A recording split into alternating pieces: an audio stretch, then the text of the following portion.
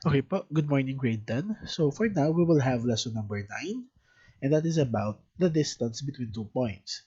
So from yesterday's lesson po, di ba, we have the review of the parts of the Cartesian plane. So again, di ba, we have the x and the y-axis. Di ba, x is the horizontal axis, y is the vertical axis. Aside from that, the Cartesian plane, it is the intersection of two lines, di ba? Those are two perpendicular lines. And the Cartesian plane is divided into how many quadrants? Ilang quadrants po nahati ang Cartesian plane? There are four. Tama po. Meron tayong quadrant 1, quadrant 2, quadrant 3, and quadrant 4. Next naman, yung ordered pair or yung coordinates. Ano yung unang number doon? Saan nanggagaling? Sa x-axis. Then, yung pangalawa naman ay galing naman sa y-axis. So, x and y lagi ang ating coordinates. Now, saan natin gagamitin yan when we find the distance between 2 points? Now, when we say distance kasi, di ba, we are looking for kung gaanong kalayo ba yung isang given point to another given point. Now, the distance formula pag grade 10 is subdivided into 3. Nahahati po siya sa tatlo. So, we have case number 1, case number 2, and case number 3. So, for today's lesson po, we will just be discussing the first two cases lang po. Okay po. So, first, let us try to find the distance between these points. We have point A is at 4 and 8. And point B is at 4 and negative 4. Now, di ba? Yung nauuna ay anong coordinate? Di ba? This is the x coordinate. Let's use x sub 1 kasi siya yung first x coordinate. Then yung sumunod ay y sub 1. Then the next, so point B is at 4 and negative 4. This is x sub 2, and si negative 4 ay y sub 2. Now, let us try to plot these points on the Cartesian plane before natin hanapin yung distance. Let us analyze first these points. Now, I have here a Cartesian plane po. Now, ano yung napapansin nyo? Yung Cartesian plane po natin, yung mga numbers ay by 2s para po mas madali mag-graph kasi maliit lang po yung space natin for this PowerPoint presentation.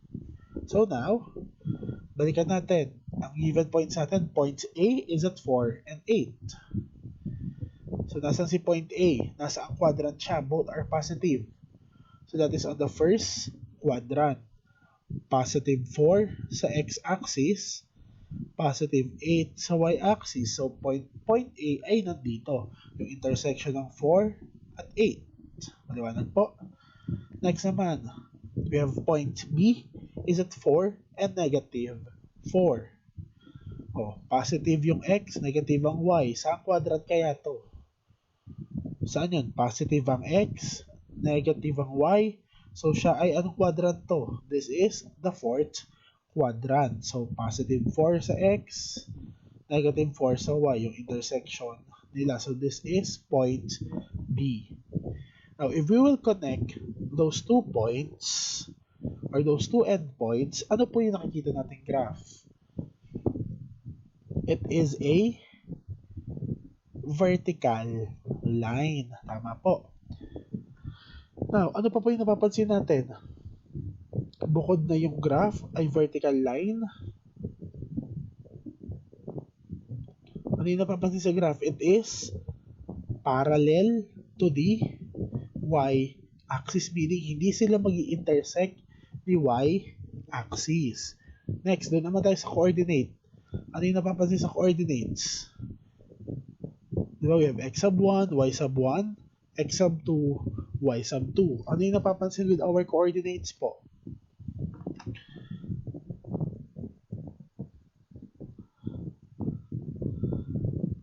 pinapapansin with our coordinates? Tingnan, si x sub 1, y sub 1, x sub 2, y sub 2.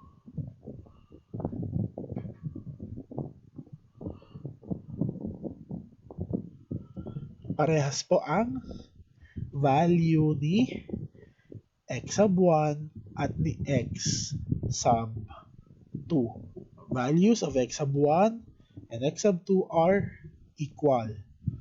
Okay, great then. So that is the first case of the distance formula. So, yung first case po ng distance formula ay gagamitin natin when the line or the graph is parallel to the y-axis and the value of x sub 1 is equal to the value of x sub 2. Kapag parehas daw yung values ng x coordinate, ang formula na gagamitin natin to find the distance is this one lang po. So the distance is equal to, ano po yung ibig sabihin ng symbol na to, yung dalawang tuwid na line na yan? So that means absolute value. And when we say absolute value, it refers to the distance of the number from 0 in the number line. So, sa madaling salita po, kapag sinabi nating absolute value, we will just disregard the sign. Or let's say, for example, pag tinanong sa inyo ang absolute value of negative 2, just drop the negative, so ang sagot ay 2. The absolute value of positive 2 ay 2 rin. So, wala po tayong sign na titignan. Maliwanag po? So, again, for case number 1 of the distance formula, kapag daw yung value ng x sub 1 at x sub 2 ay magkaparehas, and if the graph is parallel to the y-axis, ibig sabihin hindi sila nag-intercept kay y-axis, ano ang formula? Diba we have the distance is equal to the absolute value of y sub 2 minus y sub 1. So let us try that. Excuse me po. Ayan, nawawala na yung boses ko. So let us try that po. Okay, but let us try to find the distance between these points. So, number 1, yan yung example kanina. Point A is 4 and 8 and point B is 4 and negative 4. And then number 2, point C is at 4 and negative 5 and point D is at 4 and 9. Okay, doon tayo sa number 1. Point A is at 4 and 8, point B 4 negative 4. So, para po hindi tayo makakalimot, para hindi tayo magkakamali, lagi ilagay ng label yung coordinates. So, this will be x sub 1, y sub 1. Laging 1 yun ha, hindi pwede x sub 1, y sub 2, no. Then this will be x sub 2, y sub 2. Nakita natin, pareha si x sub 1 at si x sub 2 ay 4. So again, automatic na po, hindi na kailangan i-graph since parehas yung x coordinates. So therefore, ang distance is equal to the absolute value of y sub 2 minus y sub 1. O substitute, ano ang y sub 2? We have negative 4 minus y sub 1. Ito po, y sub 1 is 8. So we have the absolute value of negative 4 minus 8. So, di ba, pag negative yung unahan, minus yung operation, automatic ang sagot ay negative. And then, add the two numbers. 4 plus 8 is 12. Now, what is the absolute value of 12? So, drop the sign. So, the distance from point A to point B is equal to positive or just 12 units. Maliwanag po.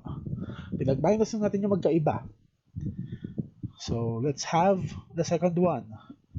So again, the distance between point A to point B is 12 units.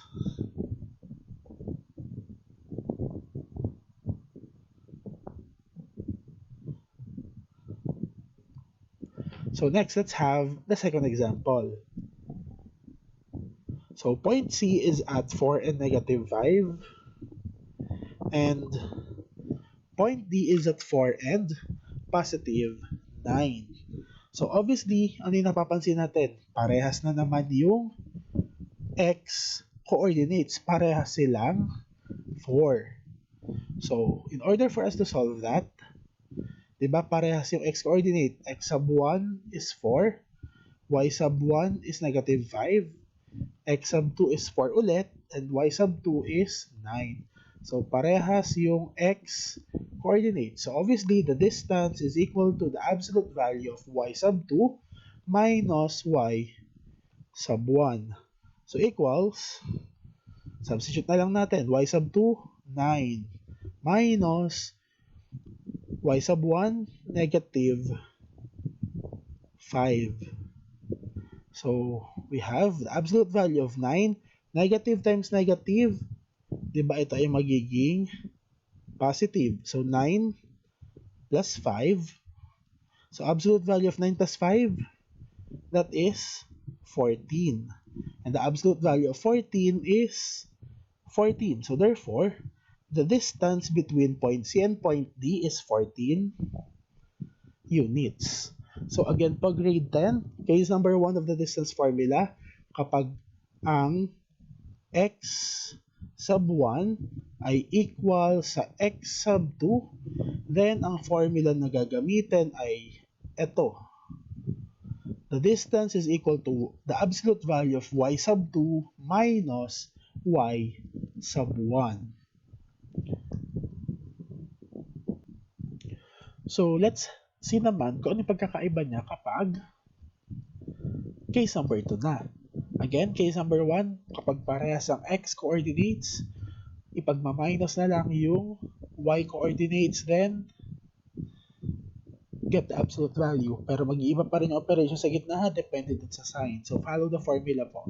And lagi tatandaan, put a label sa coordinates. Ilagay si x sub 1, y sub 1, x sub 2, y sub 2 para hindi po naliligaw. Mas maiging may label, di ba? Para hindi tayo maliligaw kung ano yung ginagawa natin. Okay po, let's have another one.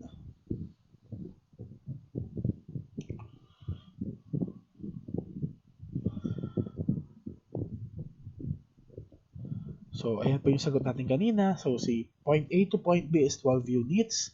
Point C to point D is 14 units. So, let's have another example po. This is for case number 2 na. So, for case number 2, we have another set of points. We have point E is at 5 and negative 6, while point F is at negative 2 and negative 6. So, katulad po kanina, let us try to plot those points on the Cartesian plane. So, ayan po ulit si Cartesian plane natin. So, point E is 5 and negative 6. Nasaan kayang part siya ng Cartesian plane? So, nasa quadrant 4. Kasi, yung X ay positive, yung Y ay negative. So, this is point E. Sunod po, point F, negative 2, negative 6. Both coordinates po ay negative. Sa quadrant nga ulit, kapag both coordinates ay negative, kapag X and Y coordinate ay negative, that is on the third quadrant. So, nandito po si point F, yung intersection ng negative 2 at negative 6. So, that is point F. Now, if we will join those two endpoints, or if we will connect those two endpoints, ano naman yung itsura ng graph natin, ng line natin? Okay po, yung line segment naman natin, saan siya parallel? Kung kanina parallel sa y-axis, ngayon naman, horizontal na yung line, saan na siya parallel? It is now parallel kay x-axis. Yan po yung unang pagkakaiba. Case number 1, parallel sa y-axis. Case number 2, parallel naman sa x-axis. Now, look at the coordinates. Diba? We have x sub 1, x sub 2. Diba? Sabi ko nga, laging lagyan ng label para hindi tayo maligaw doon sa mga gagamitin natin. Then, x sub 2, y sub 2. So, ano naman po yung napapansin with the given set of coordinates? Ano naman yung magkaparehas? Kung kanina parehas ang x, dito ano yung magkaparehas? Okay, tama. Parehas naman yung values ng y, coordinates. The value ng y sub 1 and the value ng y sub 2 are equal. In this case, both are negative 6. So grade 10, that is the case number 2 or the second case of the distance formula. So gagamitin natin si case number 2 when the line is parallel to the x-axis and y sub 1 is equal to y sub 2. So ang formula na gagamitin ay the absolute value of x sub 2 minus x sub 1. So kapag daw, o kahit na hindi nyo natingnan kung parallel siya kung saang axis, ang titingnan nyo na lang po lagi ay yung values ng coordinates. So case number 2 daw, kapag yung y coordinates ay parehas, so the distance is the absolute value of x sub 2 minus x sub 1. So let us use that formula. So going back po, so diba si point E is at 5 and negative 6 and point F negative 2, negative 6. Yan yung kanina, diba? And another example, point G is 19, negative 4 and H negative 21, negative 4. So doon na tayo kay number 1. Point E, 5, negative 6. Point F, negative 2, negative 6. O sabi ko nga, lagi ilalagay ng label. So x sub 1, y sub 1, x sub 2, y sub 2. So ano yung napapansin dito? Parehas yung value ng y sub 1 at y sub 2. So y sub 1 at y sub 2 ay parehas. So ibig sabihin, kay x coordinate na lang tayo titingin. So that is the case number 2. Ano yung formula uli? The distance is equal to the absolute value of x sub 2 minus x sub 1. O plug in na lang natin yung values. Ano yung x sub 2? We have negative 2 minus x sub 1, positive 5. So minus 5. Solve. The absolute value, negative 5, negative 2 rather, minus 5. So this will be negative 7 and the absolute value of negative 7 is just 7. So therefore, the distance between point E to point F is 7 units. So this is our final answer po. Ganun lang pong kadali. Okay? So let's move with the next one po. So point G is at 19, negative 4 and point H, negative 21, negative 4. Para hindi ulit malito, maglagay ng label.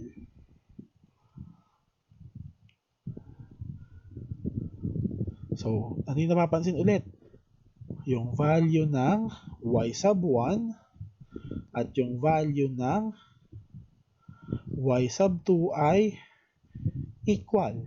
So, ibig sabihin that is just case number 2. Ano ulit yung formula for case number 2? The distance is equal to the absolute value of x sub 2 minus x sub 1. O, plug in na lang. Ano yung x sub 2? Negative 21 minus x sub 1, 19. So equals the absolute value of negative 21 minus 19. This is negative 40. And the absolute value of negative 40, drop the sign. So it just equals 40 units. Okay po, sa exam nyo po, grade 10, or sa mga quizzes nyo, yung number na lang po ang hihingin ko laging sagot. Ito na lang. Yung units po, automatic nakasulat na yan doon para hindi na po tayo malito. Okay po? So, questions po. So, again, kapag ang x sub 1 ay equal to x sub 2, yan ay under case number 1. Ano ang formula for case 1? The distance is equal to the absolute value of y sub 2 minus y sub 1. Si case 2 naman, anong equal? Si y sub 1 ay equal kay y sub 2. So kung equal sila, ang distance ay equal sa absolute value ng x sub 2 minus x sub 1. Okay po? So yun yung sagot nung kanina, di ba? Tama tayo. The distance ng number 1, 7 units. Number 2 ay 40. units. So, balikan ulit natin yung case number 1 and case number 2. Case number 1, kapag ang line is parallel to the y-axis at x sub 1 is equal to x sub 2, formula, the distance is equal to y sub 2 minus y sub 1. Case number 2 naman, kapag ang line is parallel to the x-axis at kapag equal ang y sub 1 sa y sub 2, then ang formula ay the distance is equal to the absolute value of x sub 2 minus x sub 1. Again, ibig sabihin po ng absolute value, that is the distance of that number from 0 in the number line. So, kapag sinabi pong absolute value, that means, i-disregard lang po natin ang sign. Okay po? Ito-drop lang natin yung sign. Hindi siya positive, hindi siya negative po. Okay? Kasi wala naman tayong negative na distance, di ba? Kasi bakit ba natin ginagawa yung absolute value? Kasi for example, kapag ba tinanong ka, ganong kalayo or what is the distance between your school to your home? May sasagot ba sa inyo, ay negative 4 kilometers po. Wala namang sasagot ng ganong distance, di ba? Ano yun? Negative 4 kilometers, pailalim ka ng lupa. So again po, there are no negative distances, kaya tayo merong absolute value. Okay po? So grade 10, that is the first two cases of the distance formula. So we will discuss the third case on the next day po. Kasi medyo mas mahaba-haba po yung solution if we are dealing with the third case of the distance formula. Okay, that's all for today po. Okay, thank you for listening po, grade 10. God bless.